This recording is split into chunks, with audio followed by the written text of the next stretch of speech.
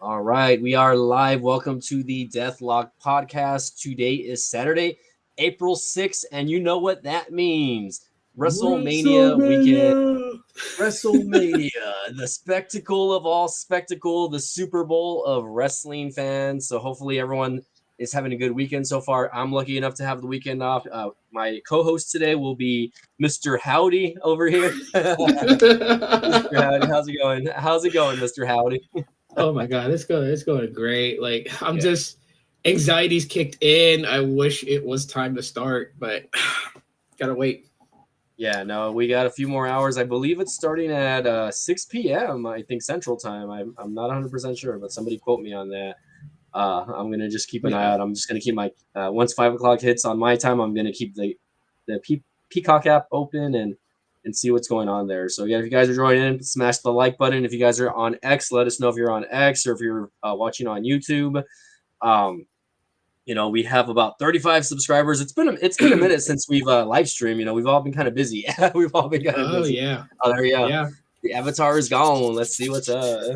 It's gone for a little bit. I may kick it back in. I Yeah. don't know. I like Uncle Howdy and man, I hope he shows up at WrestleMania. I hope he does.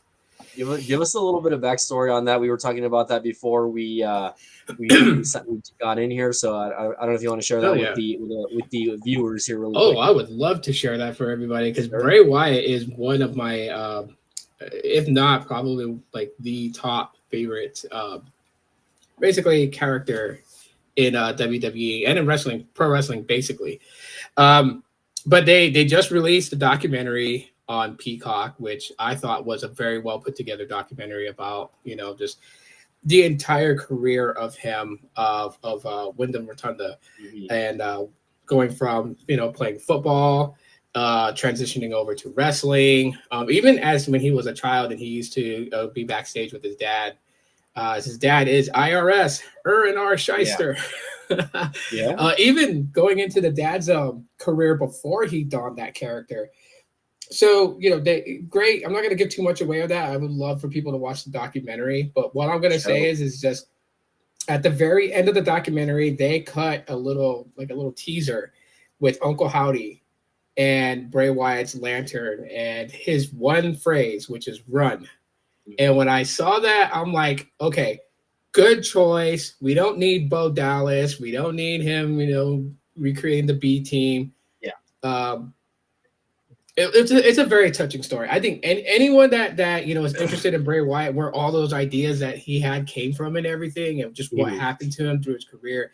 This is a well put together documentary, and I think that people will enjoy it. So I would say watch it. Yeah, I do need to sit down and watch it. I've seen bits and pieces of it online, but I need to actually sit down and watch the whole thing. It's been a lot of content, over the last couple weeks, right? Being having Hmm. to keep up with Raw and SmackDown because basically The Rock has been on every single show, so Ah, it's kind of been a must see. And for some people might not care to see The Rock every week, but it's definitely a ratings boost. So yeah, it's been kind of hard for me to check out other content. When I can sit down and watch whatever they post on YouTube or whatever I see on TikTok, little bits of pieces of clips here. But yeah, you guys, you mhm. really don't have to watch the full show anymore to get the information on what's going on as far as the wrestling industry goes. So Yeah. if you guys have TikTok or Instagram Reels or YouTube Shorts, definitely there's a lot of content creators that will do live reacts to stuff that's happening, right? Or again, you can just literally go to the YouTube pages and watch little bits and pieces here. Yep. Yep. Yeah, For sure, man. so today we are going to talk about the match cards for night 1 and 2. We'll go over our predictions. I know Tito did a video yesterday on one of his other channels. I only I got to catch a little bit of it, so I don't really know all of your predictions. so Actually, I so we'll didn't get that give a going. whole lot. I think the only one I really gave on was well, we'll go to the mask card and I'll Yeah. repeat because like I saved some of it because I was hoping that you were willing to do a live today, so I Yeah, saved no, for sure. Yeah, most of like the I, best for I wanted to today. do it since last week, but obviously, just for people that don't follow my other channels, I bought a new car, so I've been kind of hustling hard at work, to make that car payment. I already have the money for that first car payment, and I don't have to make it for like another 3 weeks. So I'm already like, I've been hustling hard the past couple weeks. So Oh so yeah. I'm happy for that. But let's go ahead and I'll go ahead and open up the the Bleacher Report page, stolen from Bleacher Report, by the way. Let's see if we can share this up here. We'll get our avatars here on the bottom. I want my avatar back. I Right. love Uncle Howdy. Yeah, it's hard for me to see there, but let's see. Hold on, can we do the side? There we go. We'll do the side. We'll do the side shot here for you. But yeah, let's go ahead and go over night one. Right. This is, I guess, it's going over the card in reverse, right? But you know, I'll name them all, and then we'll start from the bottom to the main event. So we have Rey Mysterio, and now it's not Dragon Lee anymore. It's now El Idolo, aka Charlotte's husband, versus Santos Escobar and Dominic Mysterio. I think that's kind of a weird match that they kind of put together towards the end, but I guess they had to kind of do something with that. We have Catch me up to speed on that. Yeah. Catch me up to speed on So why the change up. if you didn't watch SmackDown, you basically the Judgment Day / Santos's I guess faction. They beat up Dragon Lee. Oh, Legado del Fantasma. Yeah, Legado del Fantasma. They beat up Dragon Lee in the back, right? Backstage of last night's SmackDown. So he got a beat down. So there was a match that happened also, and technically, I guess El Idolo was supposed to be on Santos' side, but then he ended up helping out Rey Mysterio's side. So he's going to end up siding with Mysterio and the LWO during this match. So that's how that happened. So not to knock on Dragon Lee. Dragon Lee is out, and El Idolo is in. So Andrade, for those of you who don't know who El Idolo is, right? But anyways, next match would be Bianca Belair, Naomi, and Jade Cargill versus Damage Control. Yes. So we get the tag team champion, women's tag champions, Asuka and Kairi Sane with Dakota Kai. Right, Dakota Kai is recently, off the injured reserve list. Finally, she was out for like a year and a half. She's been out, man. Like I'm kind of like double-sided when it comes to Dakota Kai, because I really liked her in the NXT, and I think her main roster crap got kind of shut down when she got injured right away. A lot of these talents, they've been having some nagging injuries from the past, and her knee injury, I don't know if it was the opposite knee that happened this time around, but it's interesting. And we got Jade, who obviously is finally debuted on the SmackDown roster. She is official to SmackDown. So she debuted last week, and now this week, they all kind of got involved, and the match was set up last night. And again, it'll be interesting. I have a feeling they put this match together just for Jade, basically, just to kind of showcase what she can do. Obviously, she's been with the company for more than 6 months already. She's since last year, I believe. Towards the end of the year. So, she's been, training, doing her thing in with the NXT developmental, not in NXT, but we're definitely ready to see her and see what she can do, see what she's learned. She might still be a little rough around the edges as far as, her in-ring ability, but you guys have to know that you have to recognize that she's only been in the company or in the business for a couple of years. She's not a veteran talent that has come from the indies. She's come from the outside in, and she's learning. And, I think what a lot of people hate it, but also at the same time, she's one of those talents that she has the look, she has the presence when it comes to, the dynamic of being a WWE superstar. So I'm interested to see what she has to show and what type of character she develops into, whether it's a heel or a face, which right now, obviously, she's leaning towards a face currently. I want her a heel. I like her as a heel. We all know she could be good as a heel, because that's basically what we saw in her other promotion, right? The AEW, the All Elote. Shout out to Mil Hustles, by the way. What do you have to say to Mil Hustles, by the way? Yeah, he pulled a Stone Cold on us and didn't show. He was a no-show. He took his ball and he ran. So, when you guys see him on the next podcast, please give him hell. He's pulling a Mercedes Monet on us today. So pretty much, yeah. So showed the card. He showed the card, or he just decided to take his ball and leave. So, but I'm hoping he's able to. I don't know if he's working or not. I did ask him if he's working. I didn't get a text back. So shout out to Mills. Hopefully he's doing okay. I know he's been hustling 2 jobs. So definitely we could use our color commentary guy over here in the chat, but for the most part, hopefully we can do maybe we can do a post Wrestlemania thing after Mania if he's able to get in one of these days. But anyways, I'm Yeah, very for sure. excited to see, Bianca Belair, Naomi, and Naomi also, who's not really getting enough credit as well, right? She just recently came back since the Rumble of this year. They really haven't really done a Mhm. lot with her. They've kind of just given her the C treatment, I guess, where they've just kind of been putting her in random matches, and really, there's really not has been a storyline, just little backstage segments here and there. But I'm glad to see that she at least got a spot on the WrestleMania card, which is very hard to get into. You would think, right, because it's 2 night that it would be easy to get into the WrestleMania card, right? But no, from what I'm seeing now, the cards are a little bit shorter now. They're not throwing as many matches into each night now. Yep. But again, each night, they are going to have a lot of backstage segments. They're going to have a lot of stars coming in, and performing. I don't know who's performing this year. I know it's a rapper. I think I know Lil Wayne's going to be there, but I don't think he's going to be I doing. saw Yeah, I saw yeah, that news wise they said that he's yeah. actually performing. Oh wow, there you go. So that's a big performance. You're going to have a lot of local celebrities that are from the Philadelphia area. Obviously, Mhm. obviously the football team. You're going to see celebrities, etc. From there. Hey, you never know. We might. I was gonna say we might get Taylor Swift. Yeah, we might get Taylor Swift, right? Like No, hell no, right? no. No, I was thinking Travis Kelsey, but no, it's the brother or the brother of the Kelsey guy that plays for Philadelphia, and he actually just recently announced his retirement. So looks like we Hmm. got Titus in the house. Welcome to the chat, Titus. Please smash the like button, and if you can share our podcast on your socials, I would appreciate it.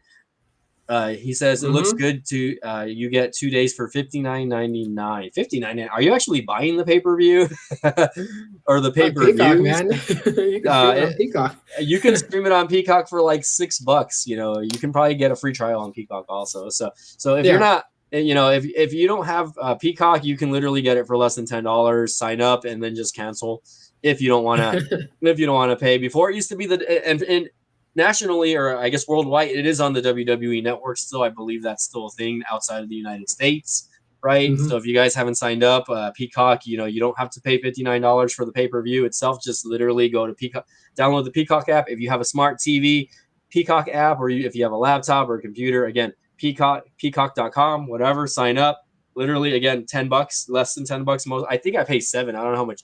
How much do you pay, Tito? I'm not even sure. Um, I think it's like I was six. I was Six paying or like six. 5, I think, for like the first couple of years, and then they raised the price No, recently.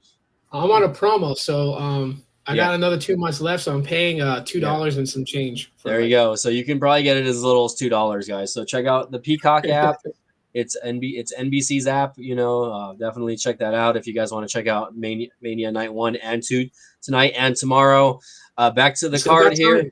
Yeah, you still have plenty of time. You can literally sign up as it's happening, guys. So, anyways, next match, we have a 6-pack ladder match for the WWE Undisputed Tag Team Championship match, which again, this is probably going to be one of the lengthier matches of the night. At least I hope, and I hope this is one of the matches Should. that kind of steals the show for night one. At least I'm hoping we'll see. I mean, it's going to be that and Roman Reigns versus, the Cody versus the Bloodline over Yeah. here. But anyways, we'll get to that, right? So again, let's name the teams here. So we have the Judgment Day, who are the tag team champions, right? And you didn't really get a lot of tag team stuff happening up until Mania. So I figured they were going to throw a lot, just throw something together last minute here. But Yeah. we do have them versus the Awesome Truth, which our Truth has been back for the last couple of months, guys. He's been killing it during his promos. His skits have been hilarious. They teamed them up with the Yeah. Miz. The Miz, right? Who hasn't really been kind of relevant over the past couple of years, right? He's been kind of been of an enhancement talent, right? But if you think about it, he's still making his name relevant. He's still basically on mostly every pay per view out of the year, right? Maybe not every pay per view, but for the most part, he gets involved. He makes himself still relevant. So I have to give respect to the Miz for that. You He's have still awesome. He's still awesome, yeah. So you have DIY, Johnny Gargano, and Tommaso Ciampa, which the DIY that we see on the main roster is not what we saw on NXT a couple years back before they both It's hit the always main like that. roster. And I don't blame I don't blame the tag team itself, right? It's just mostly because Tommaso Creative. has been He's been injured for over the past couple of years already, and then we have Johnny Gargano, who left the company post COVID, and then he came back, and he really didn't have anything as far as singles. I think he went back to NXT for a little bit, and then it came back to the main roster. They really haven't had any good feuds for him. So again, he's a small guy. I don't knock on him or Ciampa. I think they were trying to push Tommaso a little more when he was with the Miz, right? And they had the whole Logan Paul thing going on. It just really hasn't been there. But anyways, other tag teams we got are the New Day, right? Who they inducted Thunderbolt Patterson last night at the Hall of Fame, and they even had Big E come out as well, so that was nice. Oh yeah. The New Catch Republic, which I'm not a fan of the name, right? I know that's a UK thing. With AKA we have Pete Dunne and Tyler Bate, which guys, oh my God, Tyler Bate. If you thought he was small in NXT, now that he's on the main roster, it's super obvious how small Tyler Bate is, right? He's like Rey Mysterio. So he might be a little bit bigger than Rey Mysterio as far as the weight goes, or maybe they're on the same build. But it's just crazy how small he is, and not that he's not a talented guy, right? He's pretty. He's very good, talented. As far as his in-ring work goes. I watched him in the original, NXT UK when they had that. His matches here and there on NXT. Very talented guy. He was the first the United Kingdom champion when they had that. Now, again, really, at least they put him on the main roster now after being with the company for 5+ years already. So they got to give him credit there, I guess. But it's just it really hasn't been doing it for me as far as their tag team. So we have your favorite tag team as last over here, A-Town Down, Austin Theory, and Grayson Waller. As far as I didn't. Okay, hold on. Wait a minute. I didn't even know they were in this match. So that's something new to me. I thought they were going to have the Creed brothers. I don't know. So that's news to me. But I know again they had a tournament leading up over the last couple weeks to put these guys in the matches. So again, obviously all of these guys had to win their tournament brackets to get into the match. So it's going to be interesting. Right. I hope it's not I just hope it's not a fake plain ladder match here. Yeah. Where we see just a bunch of little spots and then we don't see any tables. I want to see TLC guys, right? I want to see I want to see them bust out the chairs. I want to see a lot of close calls when it comes to all of them being on the ladder, right? And I hope this is not like a 10 to 15 minute match. I hope this match at least drags at least closer to the 30-minute range because again, this is going to really showcase guys like Kofi Kingston, right? It's going to showcase guys like Finn Balor, who's guys that are a lot smaller, the guys that do a lot of top rope stuff. Pete Dunne, he's more of a brawler, but again, he can do those top rope spots. Grayson Waller, I'm a fan of Grayson Waller. I know I probably haven't said this, but I love how annoying he is. He gets instant heat no matter what he does. The fact that they paired him up with Austin Theory, he beat John Cena last year in his WrestleMania match, right? He hasn't really done a lot over the last year. So it'll be interesting to see what they do with that dynamic. I know they've been kind of teaming up with Logan Paul. I'm seeing some sort of little faction they're going with Logan Paul, right? I'm hoping to see them kind of still associate with them because they are young talents, and Logan Paul probably is the most hated guy as far as a singles competitor goes besides Dominic, right? He gets a lot of heat when it comes to just being out there and being on the mic and knowing how to piss off the crowd. And that's what you need, right? A lot of people hate Logan Paul for that because he doesn't have the wrestling background, right?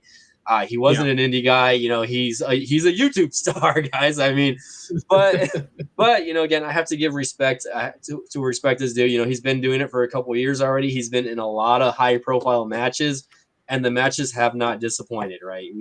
So again, if we can get a little bit of that Logan Paul rub on guys like Grayson Waller and Austin Theory, who Austin Theory has, he's had a little bit of shine here and there, and he has the look, but it's just hasn't been happening for that team. So we'll get to that. Last couple matches here on the card, and then we'll go over who you think is going to win those matches for night one. We got the brother versus the brother match. Jey Uso versus Jimmy Uso. Yeet. So, this is kind of a story that's been being told over the last year, ever since last year's WrestleMania, and ever since he left the Bloodline, the whole Sami Zayn thing, and it's just been kind of a ride as far as that goes. Post WrestleMania, they lost the belts, and they just really they didn't get their momentum back going through SummerSlam. And then obviously, he ended up just, walking away from the Bloodline. Jey Uso, who has been kind of, one of the mainstays for Monday Night Raw. Ever since he came back, a lot of people were hating on him. Obviously, Jimmy Uso, who, really, I haven't seen a lot of character development for Jimmy Uso. He has been one of those that has just been kind of leaning on his family. And obviously the tribal chief, right? But we've been seeing. I feel like I've been seeing a little more from him, since the Royal Rumble. That he's been getting a little bit of more on air time. He's kind of like the evil twin, I guess, so to speak, right? I don't know. What are your thoughts? What are your thoughts on the match so far, as going into it? Well, so with I think the decision to split the Usos, the decision to have Jimmy go back to the Bloodline and Jay venture on his own, I think was good, was a really good move in that sense. Like on, just kind of piggybacking off what you just said about, Jimmy Uso not really kind of getting much development going on. But in recent weeks leading up to WrestleMania, like I said, I have a friend of mine. I'm still trying to get her to come on the podcast with us, but she drops a lot of live things that we don't see, right? It's like when the show goes off air, Raw still continues.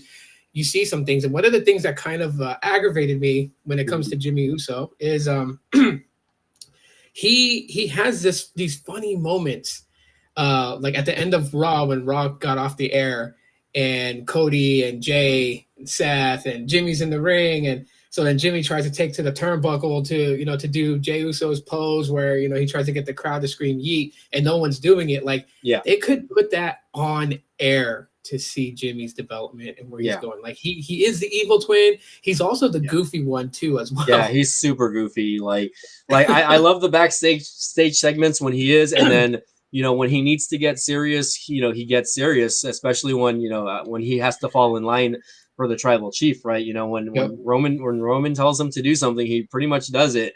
With his other brother Solo, of course, right? We see them a lot together, especially recently. Invading, show to show, right? It's just been pretty crazy. I don't know. I think this is going to be one of those matches also that gets a lot of time tonight. We'll see who wins. Again, we'll go over predictions, right? But I'm excited for this match, so we'll see what happens there. Yeah. All right. So I was hoping this match was going to be on night 2, but it's not. So we have the Intercontinental Heavyweight Champion Gunther. He likes to go by. I think he likes Gunther versus Sami Zayn. So again, a match that kind of this was kind of a match that they did another tournament for. I think they did a gauntlet match to see who would become the number 1 contender for this. But Gunther has really developed over the last couple of years. If you watched the Rumble last year, and I was at that Rumble and the San Antonio Rumble, he killed it. And ever since then, he's been just killing it as the Intercontinental Champion, having a lot of good matches.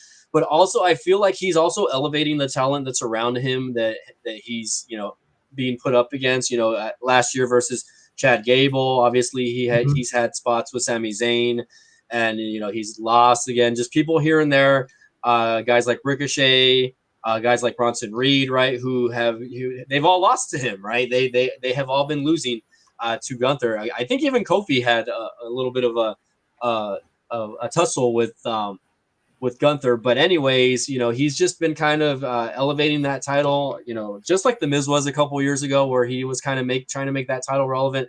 The cool part about Gunther is he's very light spoken when it comes to what he does as far as his promos go. Like he really, how often does he do promos? Maybe once every couple of weeks, if anything. But the thing is, he gets kind of right to the point. He's very good at insulting his opponent and getting into the mind. I think that's one thing that we've seen with Sami Zayn and Chad Gable, right? As of recently, right? They've kind of both admitted that that they can't, they don't think that they'll be able to get over that hump. So I'm just definitely excited to see how this match is going to go. I want to know if there's going to maybe be some sort of interference, because really you haven't really seen a lot of as far as Imperium goes, a lot of interference lately with the other two guys. I forget their name, Ludwig Kaiser and the bald guy, the bald guy, The bald guy. That is, you know guy. what? That just kind of tells you where these talents are going to go in the future. If you can remember the secondary of the group, the main guy of the group, but the other one's called the bald guy, means he's the Marty Jannetty of the tag team right there. Pretty much, but you know what? You never know. It would be funny if he was like the most over guy in the next couple of years. So who knows? You never know. That, I mean, got to put in that work. WWE's all he's got a good look, and WWE's all about building talent. Just to give some shout outs here, we got Gene in the house, and we do have Michael Loke. Yes, we got Michael Loke, who's discussing, I guess cable TV and pay-per-views, etc., like that. So shout out to you guys. Titus also, who is, I'm hoping you're still here, but if you're not, no worries. I know Titus is new to the B-Tech channel. Well, not new. I know he's been following me for a while. I think he follows your channel as well, right? As far as that goes. So shout out to all of you guys that are watching. If you guys haven't already, please smash that like button. If you guys are following on X, because I know there's not 12 people watching on YouTube over here. So I know there's probably a mix of X people watching. If you guys are watching on X, go ahead and throw your name in the chat. I would really appreciate it. If you can retweet, don't be shy. Repost. If you can repost, again, this podcast is relatively new. We only have 35 subscribers on the channel, and we don't go live every week, unfortunately. But when there's big stuff happening, we do like to get on and talk about it. So we'll continue there. Let's go. Let's continue the card here, and in between night 1 and night 2, I do want to talk about something else, just so we can kind of give a little bit of a rumble here. But anyways, let's go on to the next match. Again, Sami Zayn again and Gunther. I think that will again be another match that steals the show. So again, hopefully we'll see how that goes. And again, we'll give our predictions and then we'll go from there. Women's World Champion. So I was hoping this was going to be night 2, at least on the night 2 card. But I mean, I guess they're giving Bayley the spot on night 2, so I can't complain too hard about that. We have Rhea Ripley versus Becky Lynch. So I mean, I'll let you lead off on this one, buddy. Rhea, mommy.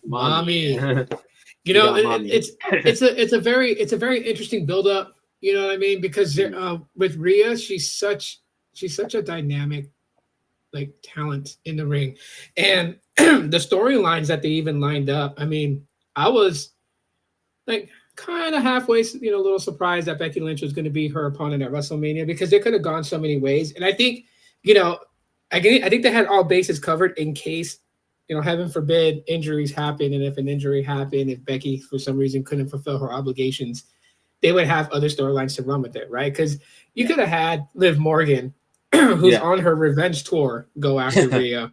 Right. I'm not so sure about Nia Jax. She's had her chances. They did a great match.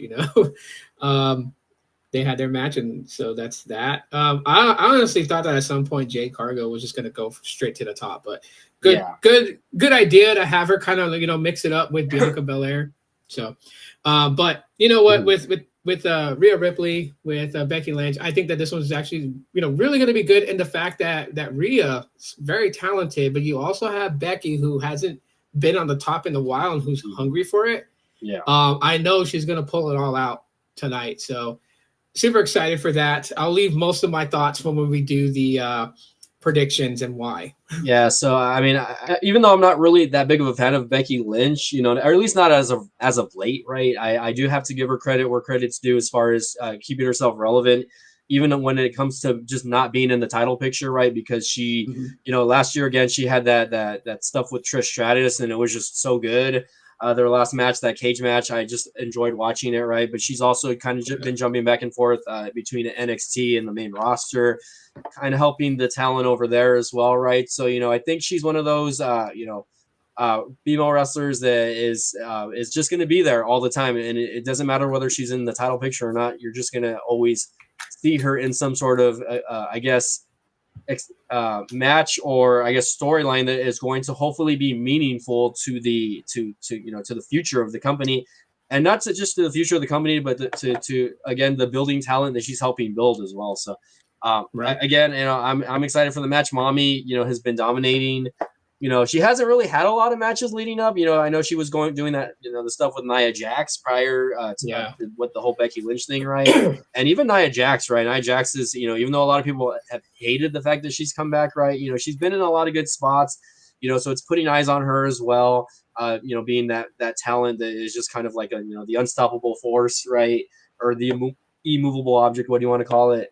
But anyways, I'm hoping, post WrestleMania that we have something going on with her, as far as like just being like a very dominant, female talent that just no one can, stop or beat, and I think her feuding with Rhea was, just kind of the icing on the cake there when it comes to that. Again, I'm excited. We'll see how that goes. I don't think this match is going to be a show stealer, but we'll see. I mean, you never know. It's literally the only female match on the It's a nice cool effect to the upcoming match after it. I think what it's really going to be. It kind of kills it for me on going back to that, the 6-woman tag that they really didn't have or care to do anything with the women's tag team championships. They just kind of threw it all together. I was going to get into that when we got into the whole predictions. I was going to get into that. Why didn't they make it a tag team match? But we got that last bit. Mini spoiler. Okay. So let's move on, right? So we can get into our predictions here, right? So we have the final boss and Roman Reigns, the tribal chief. I kind of like the nickname. It's sticking, obviously. It's better than Diarrhea Dwayne. Okay, I like the final boss a lot more. But final boss, if you're a fan, I mean, I am a fan of The Rock. Don't get me wrong, but at the same time too, it's weird to use that concept if you're playing secondary to Roman. Yeah. Like that's the vibe I get off of it. Call him the final boss when he's like, like the godfather of the bloodline, right? Yeah. Like Roman is head of the table, but the only person that he considers to really be above him would be The Rock, and they kind of just, I don't know. I'll get into that later. Yeah, no. So again, we have the final boss and the tribal chief versus Cody Rhodes and the Cody Crybabies, and Seth. I forgot what nickname he gave Seth Rollins. He called him the walking clown emoji. Yeah, or I guess I don't want to get canceled here, but the cross dresser, as far as Seth Rollins, which I don't really, I don't get offended by that comment. I know a lot of people probably, some people might, but I'm not triggered by things. I'm not triggered by stuff like that. No. So anyways, that was a match set up where, again, if Cody and Seth win, then there will be no bloodline interference for tomorrow's main event, which will be Cody versus Roman Reigns for the WWE Undisputed Universal Championship. And then, of course, if the bloodline wins, then there is a stipulation, right? That means bloodline rules, anything goes. So basically, that turns tomorrow's match into a no disqualification match. Anyone can interfere. So again, we'll see how that goes. I don't know, and this will be the match of the night. Obviously, there's going to be a lot of ups and downs in this match, and the psychology as far as wrestling goes. You're going to see it tonight as far as that match goes. So I don't know as far as predictions go. Do you want to go in reverse or do you want to go start from the bottom and go back to the main event? We're going to start from the bottom and end it with the bloodline and Seth and Cody. All right. So again, Rey Mysterio not Dragon Lee and Andrade versus Santos Escobar and Dominic Mysterio. Who do you have winning that match? I go with Santos Escobar and Dominic winning only because the rumors that people are tossing seem to be so popular. There's so much behind it that people want to see Carlito betray the LWO. Yeah. And considering the fact that Dominic lost to his dad at WrestleMania, this would be a nice way to just kind of like avenge that loss. But it doesn't take away from Rey Mysterio's victory because Dominic could only do it with the help of Santos. So my prediction is that Santos and Dominic win by a surprise move of events that changes the tide in the match. That's where I go with that. I mean, that was going to be my pick also with this match. I definitely agree that Santos and Dominic are going to win this match. And again, I don't know if there's going to be any outside interference. I really can't see Carlito turning on, the LWO or whatever, just because. But you never know; it could happen. And again, I'm just excited to see how many boos we're gonna get just from the Dominic entrance, because I'm sure we're gonna see a little bit of mic work, right? And I don't know if you guys have been watching like the little events from WrestleMania World going on the past week or so, but the Philly crowd is going nuts, guys. They're going nuts already, right?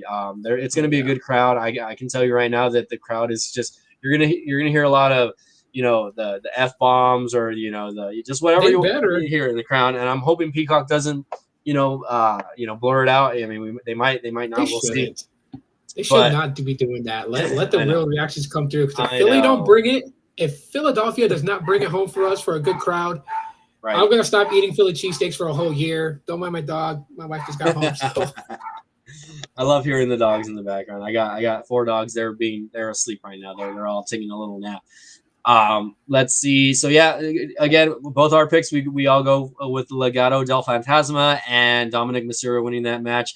Next match, we have Bianca, again, the 6-woman tag, Bianca, Naomi, Jade Cargill versus Damage Control. Okay. So I'll give my prediction first. I'm gonna go with Jade and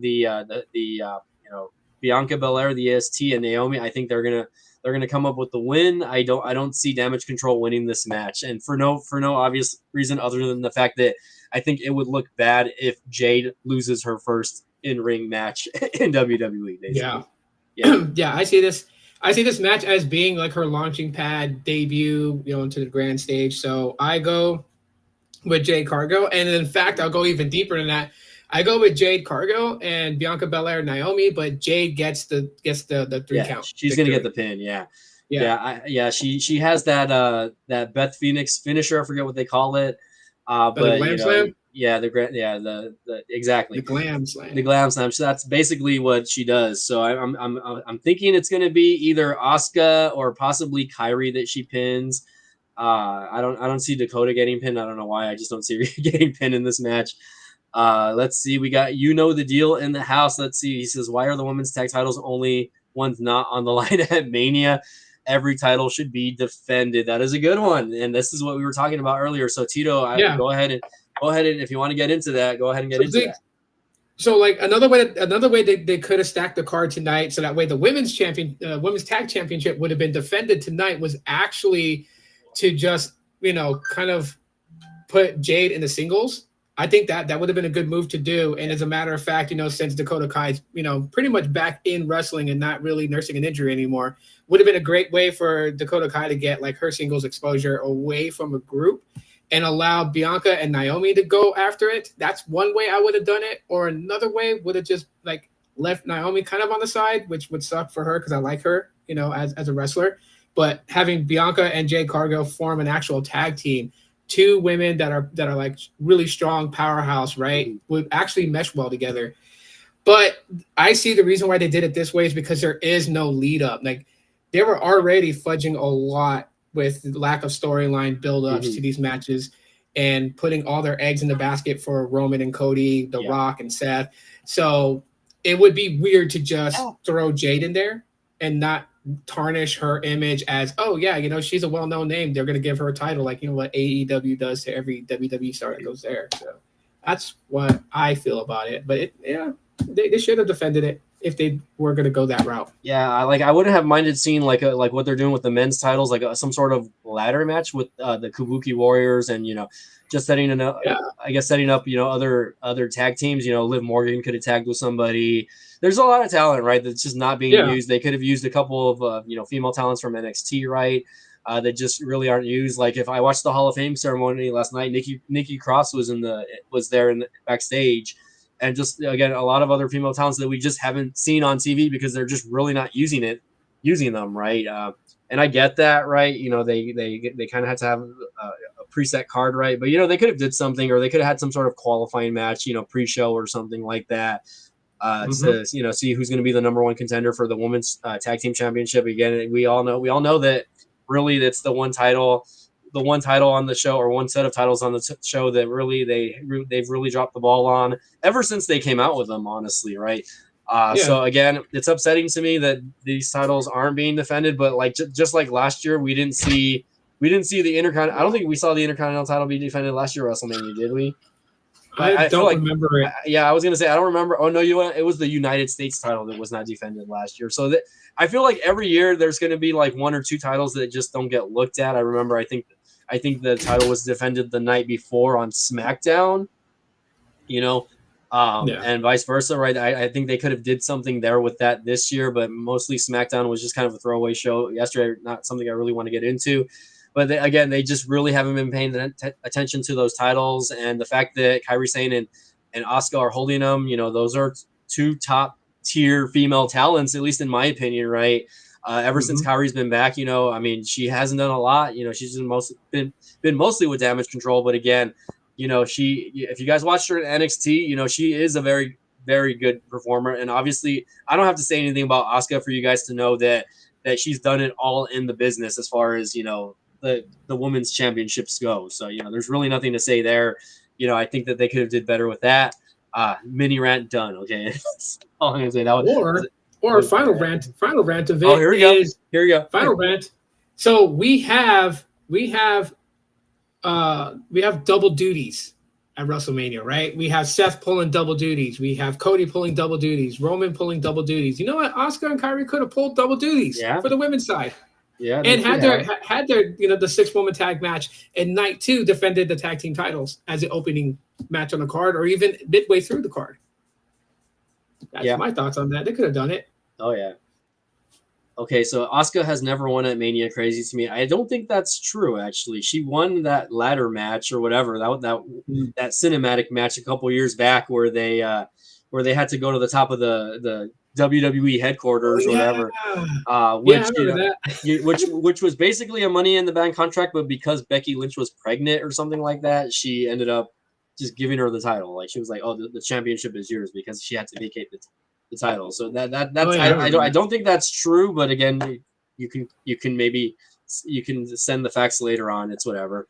But yeah, again, disappointed. We think they could have did the female tag team championships a little bit better, but it is what it is. So it is what it is. What can we do? We're not the bookers here.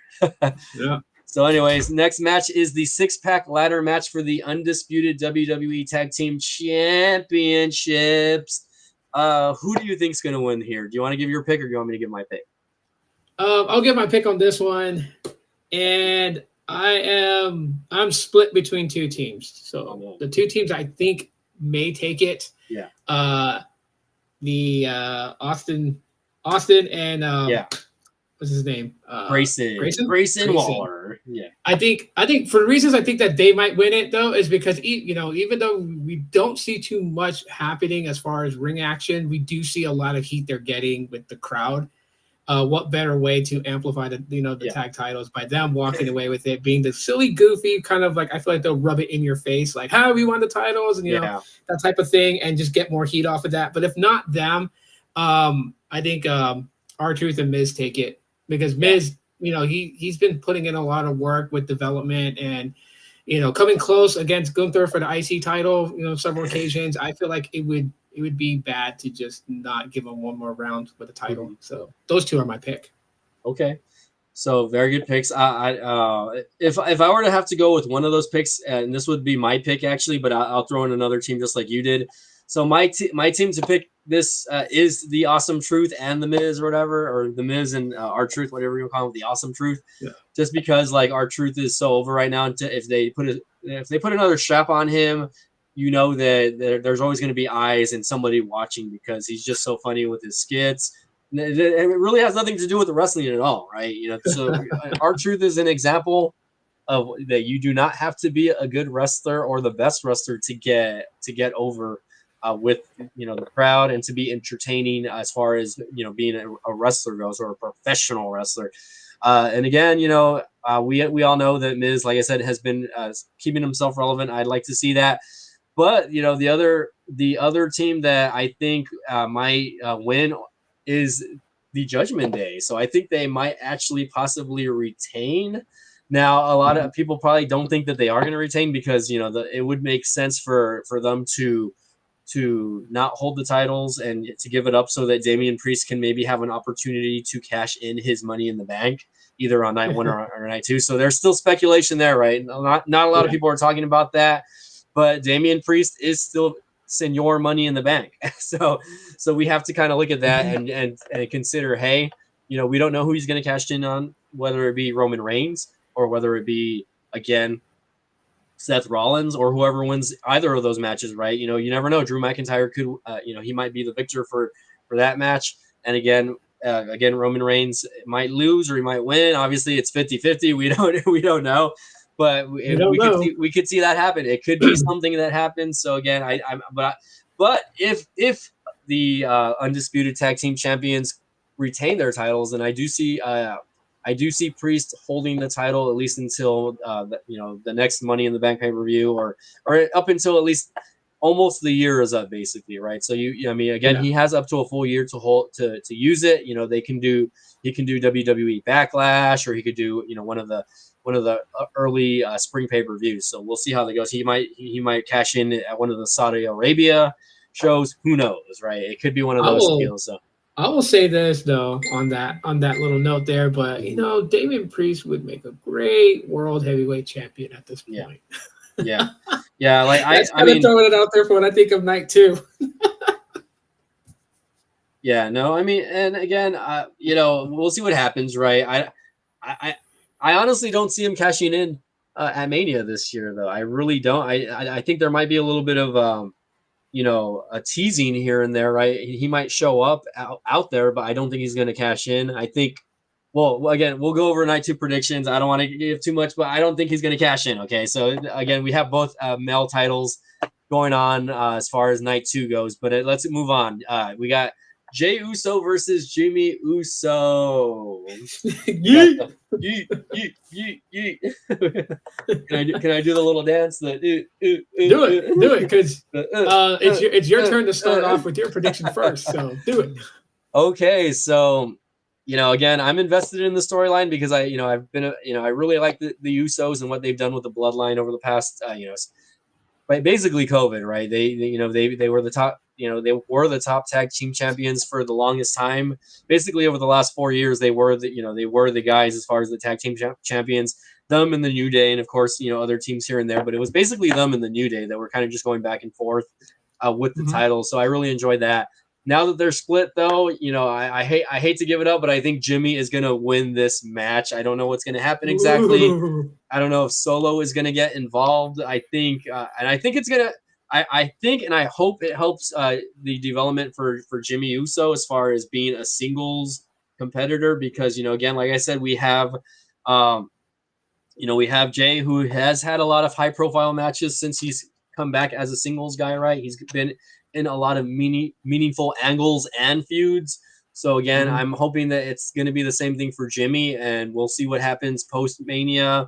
What happens as far as the bloodline goes. There's a lot of things that are up in the air, right? Will there be a bloodline breakup? Well, whether Roman wins or not, we'll see what happens there. So that's my pick. I'm going with the no yeet. Okay. No yeet. No yeet. On this one, so I like to look at like storyline options, right? So, straight out pick, I go with Jay. I think that with Jay winning his match at WrestleMania is like the final slice through that string that attaches him to the bloodline and allows him to just kind of keep that momentum that he has gotten ever since he super kicked Roman, ever since, he broke away from the bloodline. Like, it would be weird to have him lose to Jimmy, who Jimmy has leaned on the bloodline and mostly Solo, right? Yeah. So Jimmy's movement within the company wouldn't be too damaging. The fact that, if he maintained the partnership with Solo or even decided to go on his own, the loss to Jay wouldn't really hurt that. But storyline wise, and here's the wild card I throw in. Jay loses because of a certain somebody that I'm hoping returns at WrestleMania and becomes the first target. And I'm using his avatar right now. I'm using his photo as my avatar. I honestly think that if anything comes out of it because of Jay's positivity, Jay's movement, his growth, his break away from all the negativity, I think, when you think about Bray Wyatt, God rest his soul, and Uncle Howdy, that's something that Uncle Howdy would kind of like target. Like, if you think you're on your highest rides, I'll bring you to your darkest places type of thing. So that's, if he loses, it would be because of that. I mean, Taylor Wyndham is there. It is WrestleMania weekend. He was in the Hall of Fame last night, inducting his dad and his. My wife is telling me something. No, it's okay. Go ahead and put yourself on mute if you want. So his Wyndham Rotunda, aka Bray Wyatt, his brother, is in town. He is going to be there. He is there for WrestleMania weekend. I'm sure that the whole festivities going on. there's going to be a lot of stuff going on.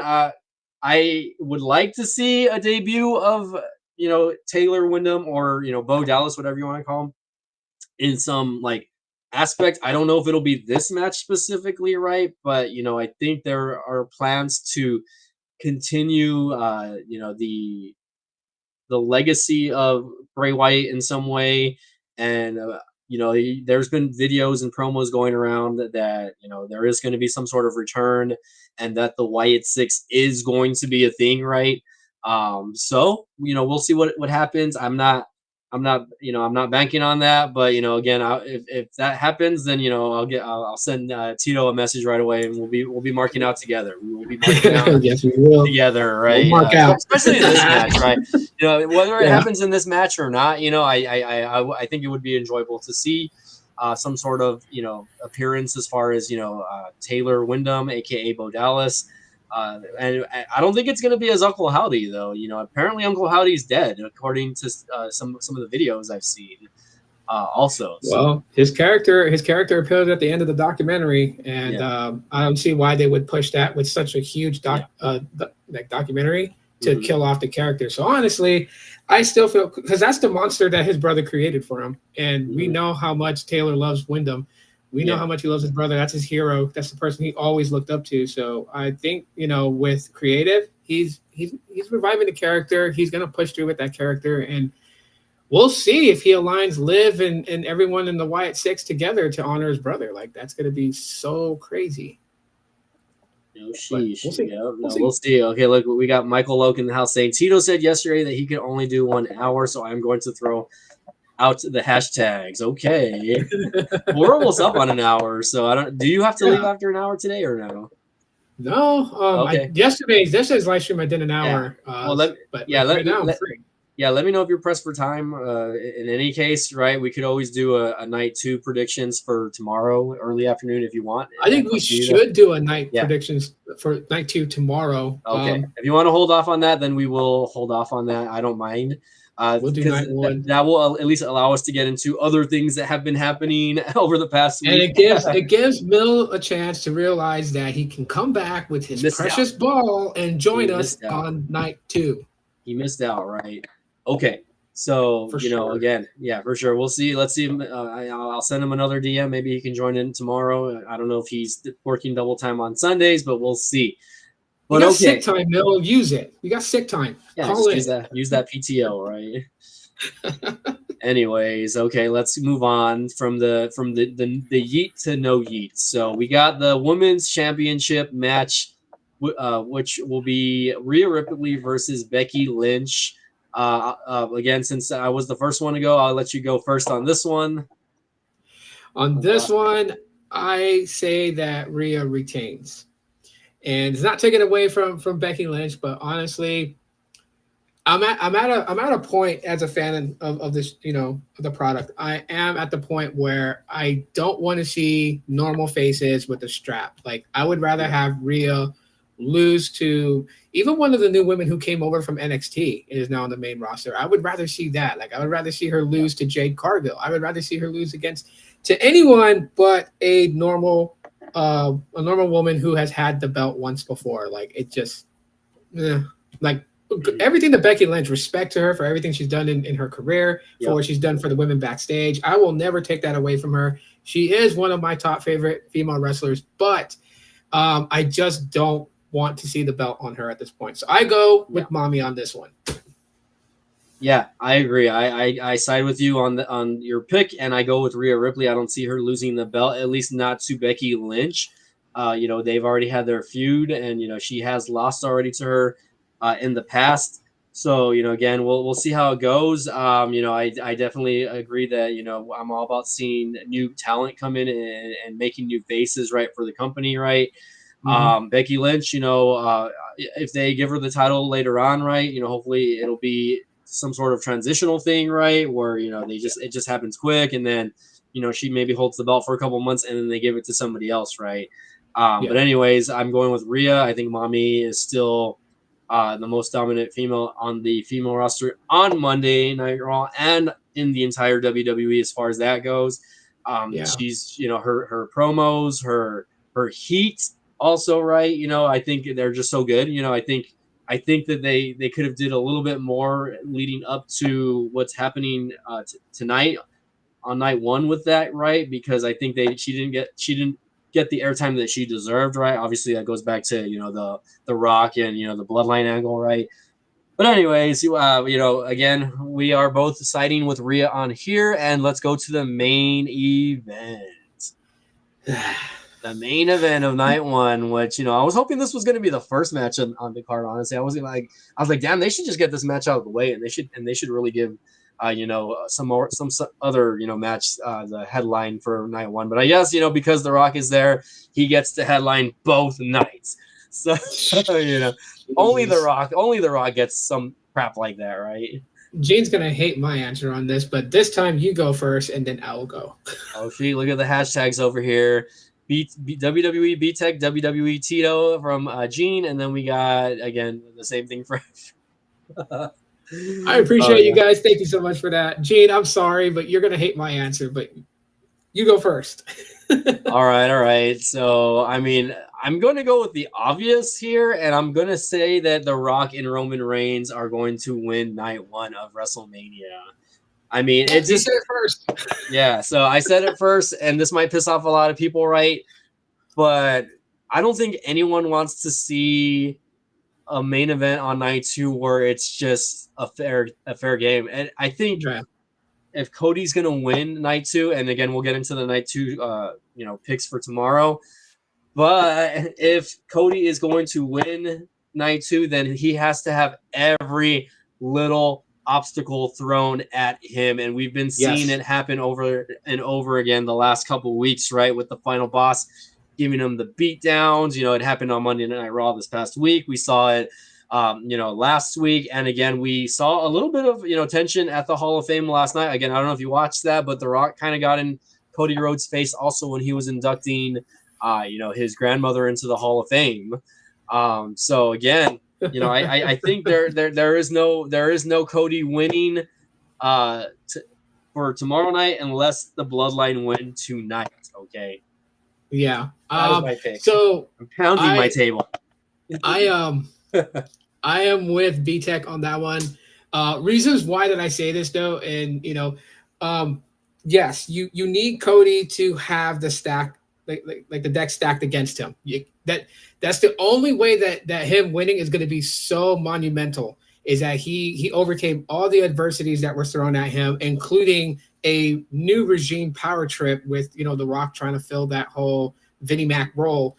But it also adds in reasonings for what the rumors are saying out there. Like, people are heavily convinced that Goldust will be there. They are convinced that Stone Cold Steve Austin will be there. And if these rumors are true, having someone from the past who handed the torch to The Rock come back because of his Hollywood power trip, the bloodline roles and all this stuff, yeah, Stone Cold would be the man to put The Rock in his place. I mean, let's not forget where The Rock's beeper, Intercontinental title, regulator, snorkel all went over that bridge. Mm-hmm. Austin has always been a thorn in The Rock's side. And he has been training heavily recently. Plus, too, you have like these little Easter egg drop, like when Cody got beat by the Rock outside in the parking lot. Yep. If you look on the trailers, there was Austin's image. Yep. And John Cena. And John Cena too. We can't forget about John Cena, because this is the 40th anniversary, and there has been no sign of John Cena at all, guys. Yes, I was getting into that because it makes it perfect, right?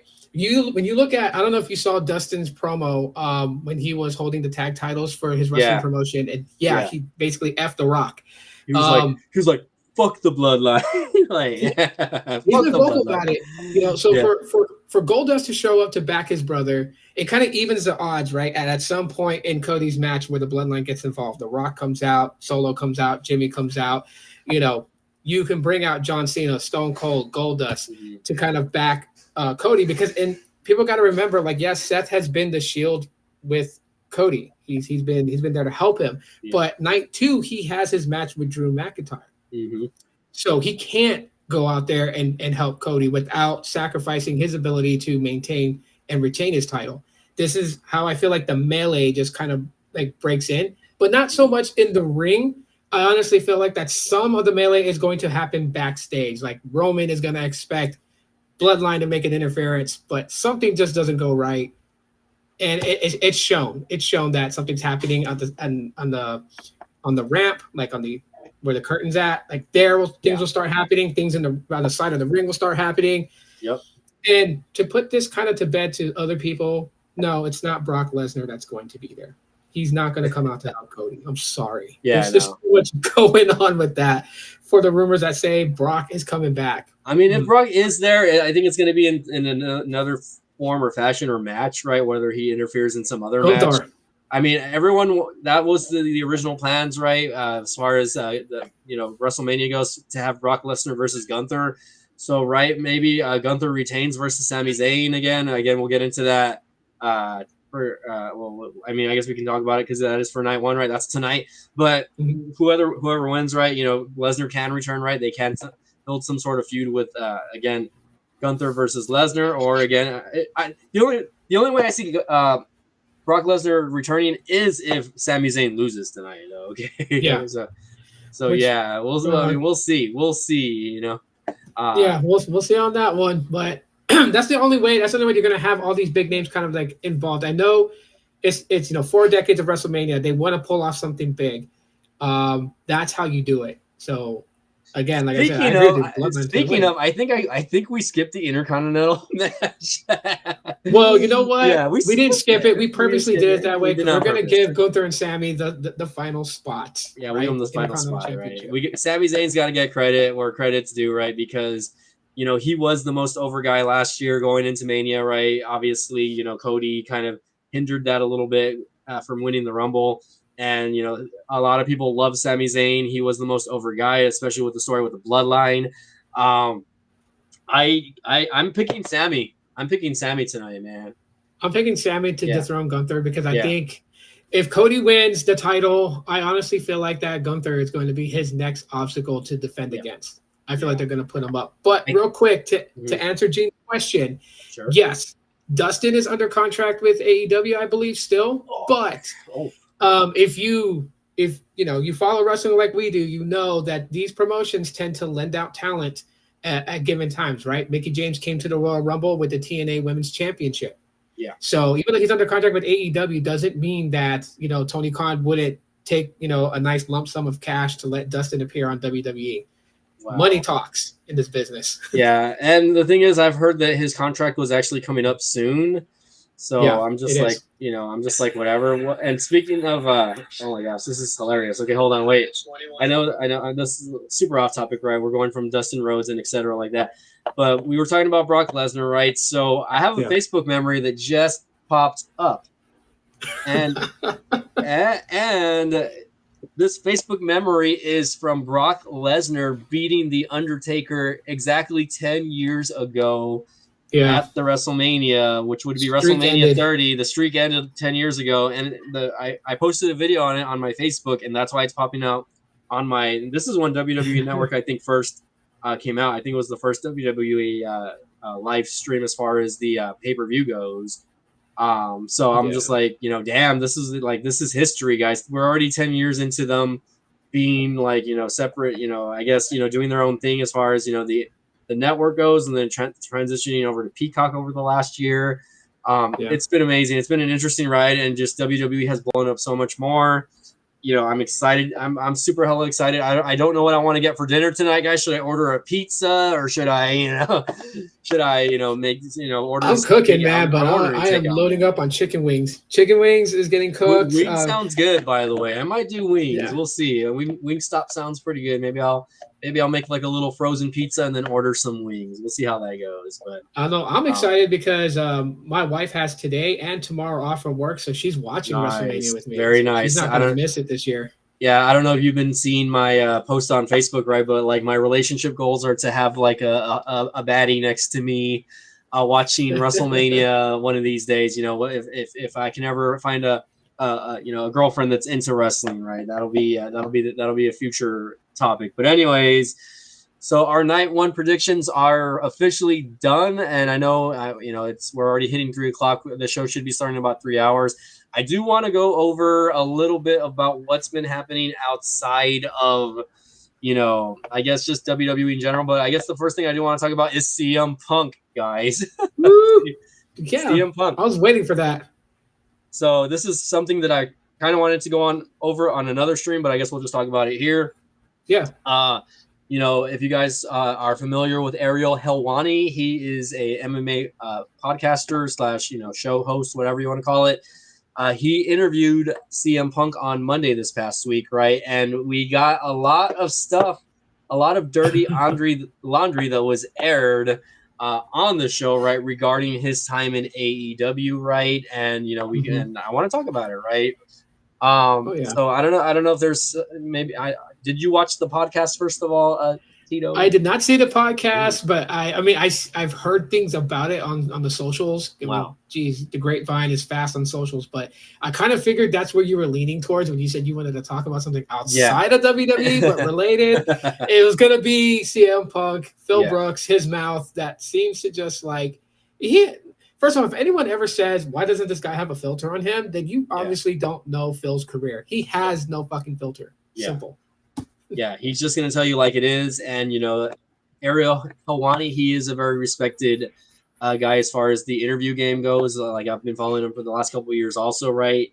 Very respectful guy. Some people hate him. Some people love him, right? I know there's some people out there that do hate him. But anyways, he asked CM Punk a lot of hard questions, right, regarding his time in AEW, the whole NDA thing, right? So things that I want to talk about, right, obviously were him leaving the company, right? So obviously TK went on air saying that that he had to let CM Punk go, right? But if you watch Helwani's podcast, CM Punk says that he quit the company.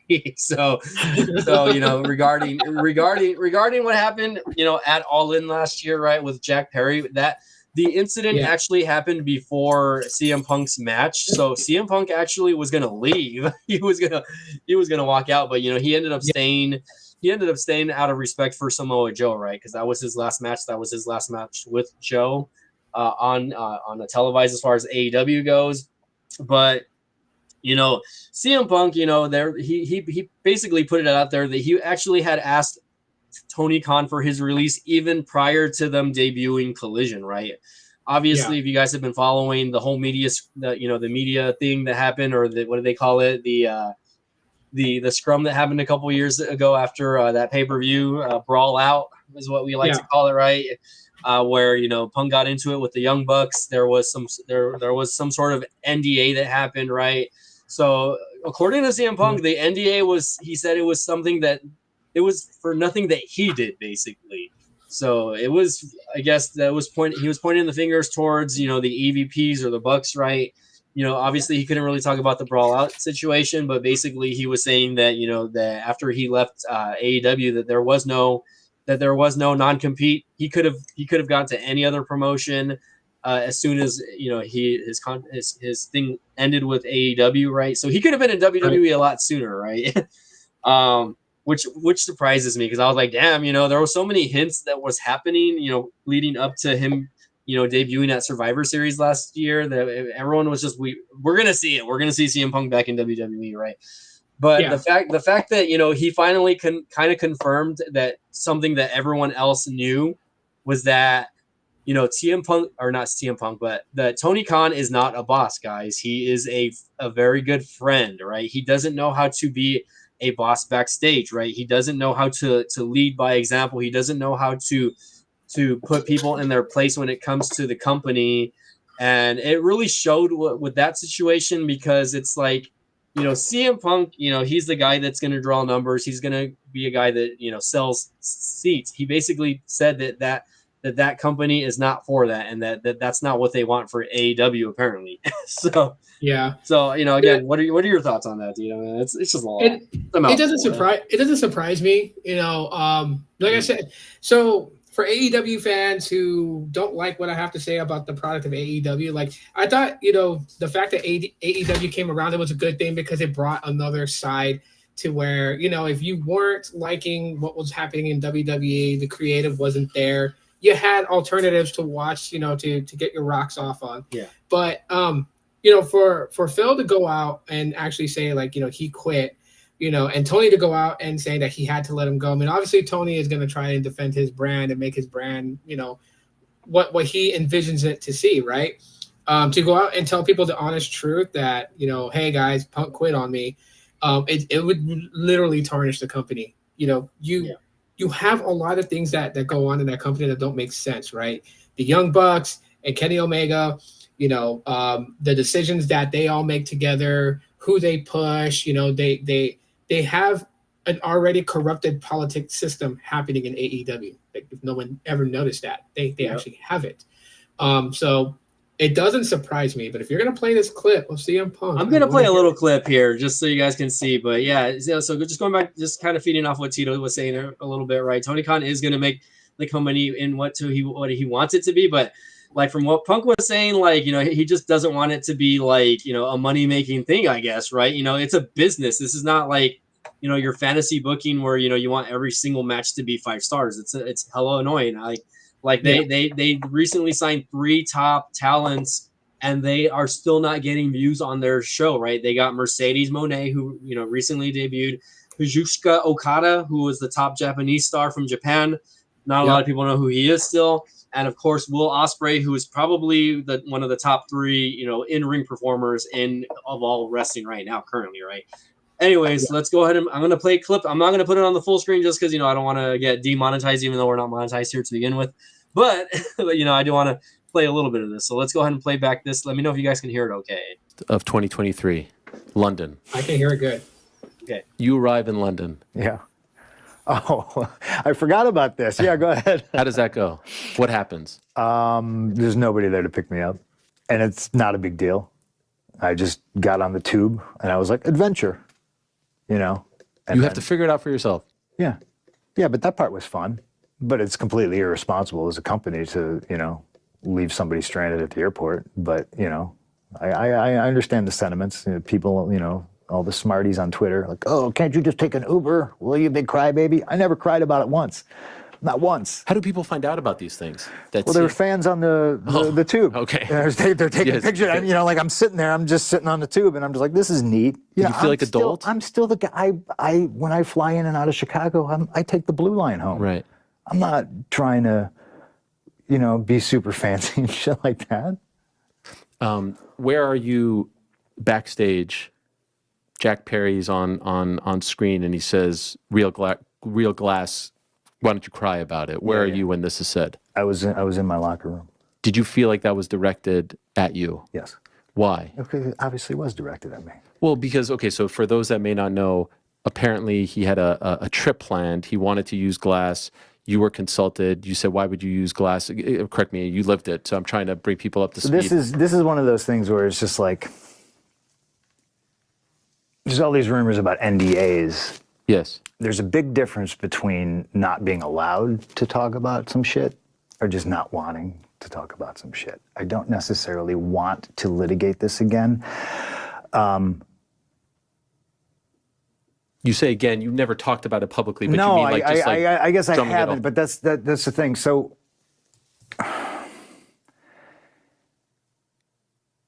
Tony's big idea was separate show. We're going to separate everybody. And I said, that'll never work. Just let me go. Just get me out of here. Just pay me my money. I've already been off TV. I hurt this arm. Just get me out of here. You know, no, can't let you go. Why? Just let me go. Who cares? It's best. I mean, these guys don't want me here. This isn't a real business. This isn't a business predicated on making money, drawing money, selling tickets, you know, doing business. It's not what it was sold to me as. So let me go. No, I can't let you go. I'm going to do this new show. You're going to have blah, blah, blah. And then the second day we have this show, I'm sitting in catering, minding my own business, and Tony Schiavone comes and gets me, and he's like, hey, I really need your help. And I was like, what? He's like, Jack is, you know, cussing me out, and he's cussed out Mike Mansouri, and he cussed out Daryl from production, and he's cussing out the doctor right now. Why? And I was immediately like, dude isn't supposed to be here. You know, I was told people are getting separated, so there's not problems, and you don't want me involved in this because just like everything else I've explained before, like, y'all need to handle this, because if you don't, I'm going to handle it, and you're not going to like the way I handle it. Prophetic words. So he's begging me, now please, he drags me out of catering. I go up. Hook and Jack are doing an angle. I don't know anything about Jack going on vacation. All I know is there's a litany of people that don't want, they work 1 day a week and they don't want to. So they want to show up and wrestle and then film vignettes and then sit at home for 4 weeks. Great, not my company. Do what you want. But not on my show. That was my attitude. So I said, Tony, you really want me doing this? Yeah. And I walked up to Jack and he was sitting in a car. What he wanted to do, it was a rental car. What he wanted to do was smash the window of the rental car with a pipe. And I was just like, it's a rental car. And I very politely, because I like Jack, I was just like, Doc's told you no, Daryl's told you no, Mike's told you no, Shivani's told you no, and now I have to tell you no. And apparently you've cussed them all out. So I'm telling you no. We don't do that here. If you want to do this, go to Wednesday and do it. Right? And he had no problem. He said, okay. He said, well, I just thought it was a really cool idea. And I said, it might be, but this is a rental car. Boys ruin it for the boys. You're going to smash the window of a rental car and you're going to return it with no fucking window. And now whatever national budget hurts, whatever, is going to be like, don't rent cars to pro wrestlers anymore. This is a thing that's happened. Right. This is, you know, so I wasn't trying to throw my weight around. I wasn't like, this is my show and you gotta get out of here. I was just like, this is fucking dumb, man. And he wanted to do it because so he didn't have to fly back to Canada. And I, you know, sorry, man. We're privileged to be in this business. We're privileged to do this for a living. Like, I get it. I didn't want to go to Canada either. All the flights were delayed, canceled. Everybody's travel sucked. But to come to this new show when everyone's supposed to be separated, to get rid of all the drama, and then, you know, swearing at the doctor because the doctor's like, it's real glass. You're going to, you know, like, shit's going to go in your eye. Like, and I get it. I used to be that kid that was like, young and I want to do this, you know, but there's a safe way to do it. And I politely explained that to him. I didn't raise my voice. I didn't cuss at him. I was just like, I very much just said, we don't do that here. This is Saturday. It's a different show. If you want to do stuff like this, do it on Wednesday. That was it. I didn't think there was going to be a problem. He obviously took something very business-minded, very personally. And that's fine, because I've done that before too. But it's very much who he's friends with. The elotes. And, you know, shit never got squashed. Nobody's in charge. Yeah. And it turned into what it turned into. So he says that, clearly a shot at you, as you said. Match is over. He goes to the back. What happens? I went to Tony, and I was just like... Which Tony, by the way? Tony Khan. Okay. And I was like, please handle that. Like, please. And he was like, what do you want me to do? And I was like, I'm not telling you what to do. Just be the boss, please. Like, I'm tired of this shit. You know? Like, I told you this was a mistake. I told you separate shows wasn't going to work, and now we're all here, and, you know, like, please handle it. Because if you don't, you're not going to like the way I handle it. Did he handle it? No. No. So you did? Yes. What happened? Jack came back from his match. I was the next match. I'm sitting there. And I got people with me. I'm not going to say who they are, you know, because I got a lot of friends who work there, and I wish them all well, and I don't want them to be punished because they're friends with me, you know. And I walk up to him, and I'm just like, Jack, why do you insist on doing this dumb internet shit, like, on TV, you know? And he's just like, well, if you got a problem about it, do something about it. And I was just like, man, come on, man. You know, I'll fucking kill you. Like, what are we doing, you know?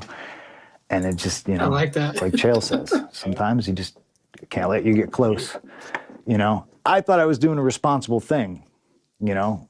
I didn't punch anybody. I just choked somebody a little bit.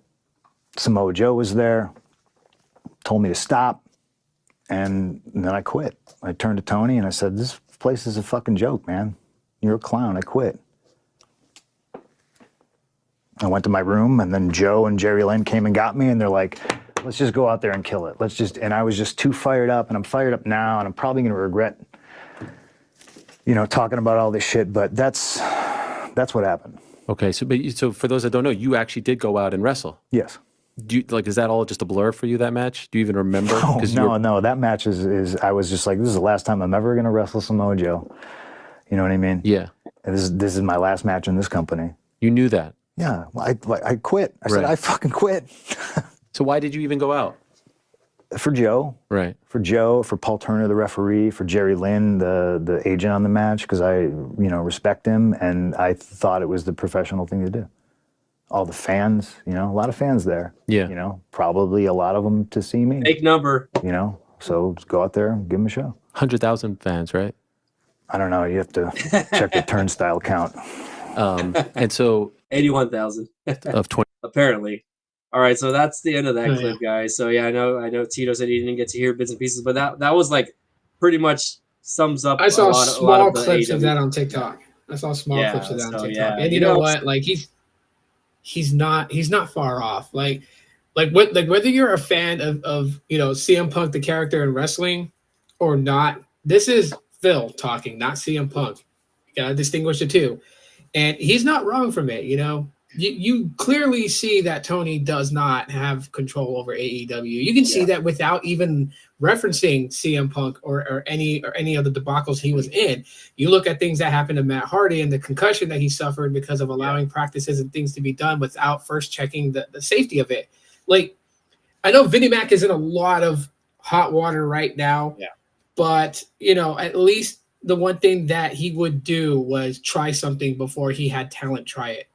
Yep. He always wanted to take care of his talent, and that's all Phil was asking Tony to do was be the boss, handle business, put your foot down on things that you don't want, run your company like a company. And obviously we see Tony Khan's really more interested in having dream matches, having Sting there, getting John Moxley there, Chris Jericho, and then you have, Kenny Omega, the Young Bucks. At the time, he had Cody. And this is probably why Cody walked away from the company. He just probably didn't like how they were doing these things. Because Cody is about wrestling. I mean, his story that we're going to watch him finish these next 2 days is all about wrestling. And if it's as what Phil describes how it is backstage, I can only imagine that is the reason why that Cody walked away from the company.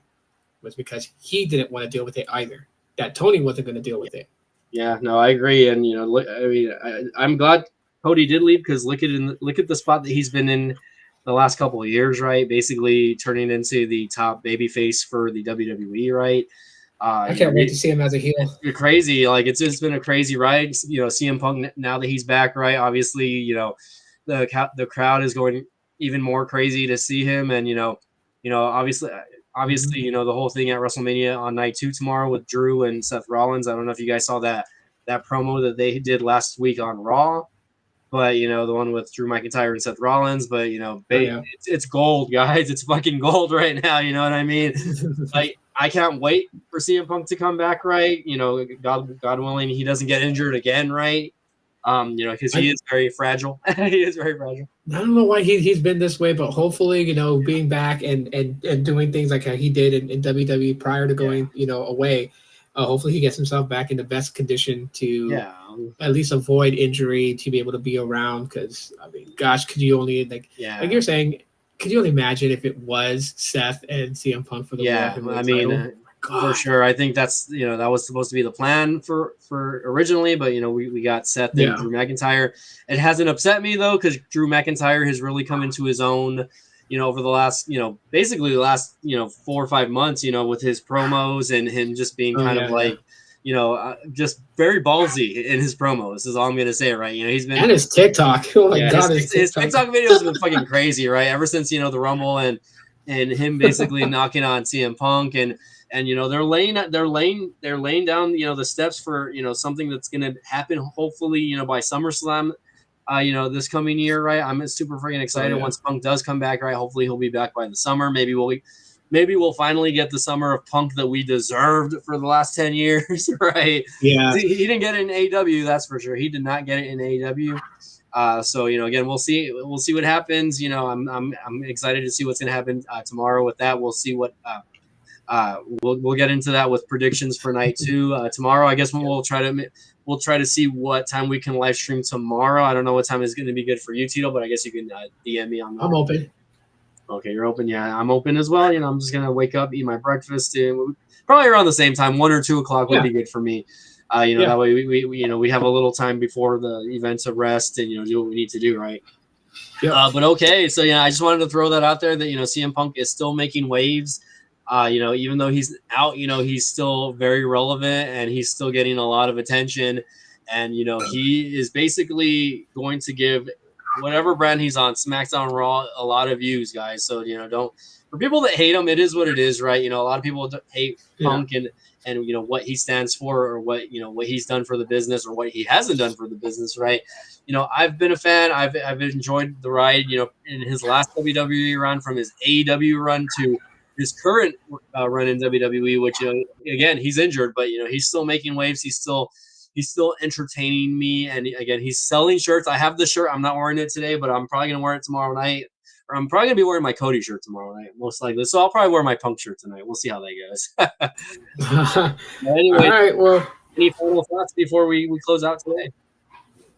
No final thoughts, man. I'm looking at a plate of food that my wife cooks, so I'm ready All right, to man. eat. Sounds like it's lunchtime. Yeah, I'm gonna get lunch myself. So again, everyone watching, I hope you guys enjoy Mania. Leave your predictions down in the comments below. I want to know what you guys think. I want to know who you guys think is gonna win night 1 in any specific match. You can name any specific match you want. I want to thank Gene, Titus, Nolan also for being here. Who else did we get? We had Michael Loke. We had the deal. We had a few people in here tonight. So again, this afternoon. So again, thank you all for being here. Share the video if you can, and we'll see you guys tomorrow night around the same time. Okay. Yep. One final thing: revel in what you are. Oh gosh. Yes, revel in what you are, guys.